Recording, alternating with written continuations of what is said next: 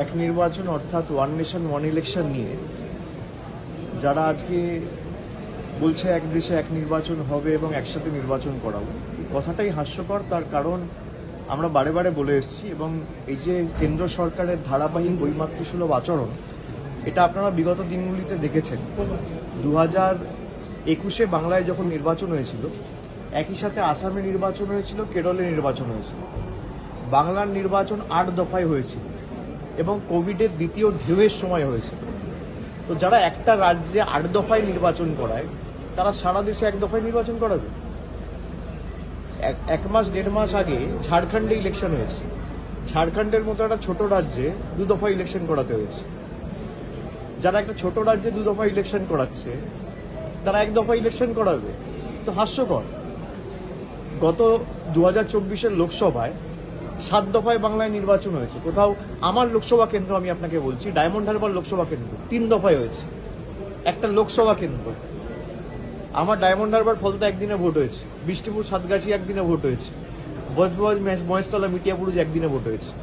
একটা সংসদীয় কেন্দ্রকে যে 3 দফায় ভেঙে ভোট করায় যে সরকার এবং নির্বাচন কমিশন, তারা সারা দেশে 1 দফায় ভোট করাবে। মানুষকে বিভ্রান্ত করার প্রচেষ্টা।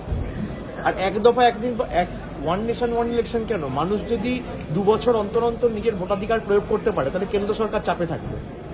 মানুষের অধিকার ছিনিয়ে নেওয়া, এটাই তো আমরা বলেছিলাম সংবিধান পাল্টে দেওয়ার যে প্রচেষ্টা, এটাই তো সংবিধান পাল্টে দেওয়ার প্রচেষ্টা। আমার অধিকার, আমি বিধানসভায় একবার ভোট দেবো, পঞ্চায়েতে একবার ভোট দেবো, পুরসভা একবার ভোট দেবো, বিধানসভা একবার ভোট দেবো, লোকসভা একবার ভোট দেবো।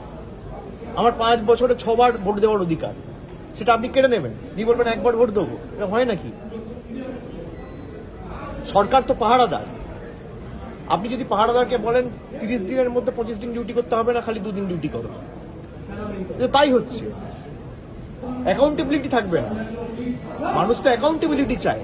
যে আমি ধরুন বাংলার ক্ষেত্রে 2021 থেকে 2026, 2021-এ মানুষ ভোট দিয়েছে, 2022-এ ভোট দিয়েছে পুরসভায়, 2023-এ ভোট দিয়েছে পঞ্চায়েতে, 24-এ লোকসভা হয়েছে, 24-25-এ আবার একাধিক বিধানসভা উপনির্বাচন হয়েছে, আবার 26-এ বিধানসভা নির্বাচন। মানুষ 5 বছরে 6 বার ভোট দেওয়ার অধিকার পাচ্ছে। সেখান থেকে কেন্দ্রের বিজেপি সরকার বলছে না, এই ক্ষমতা আমরা কেড়ে নেব। অর্ডিন্যান্স করে যেমন দিল্লি সরকারের ক্ষমতা কুক্ষিগত করেছে, ঠিক একইভাবে এই বিলের মাধ্যমে দেশের 140 কোটি মানুষের ক্ষমতা কুক্ষিগত করে নিজের হাতে রাখে। এরপর বলবে one nation one political party, one nation one leader. সংবিধান পাল্টানো। আমরা যতদিন আছি এগুলো হতে দেবো, ওরা হাজার চেষ্টা করুক।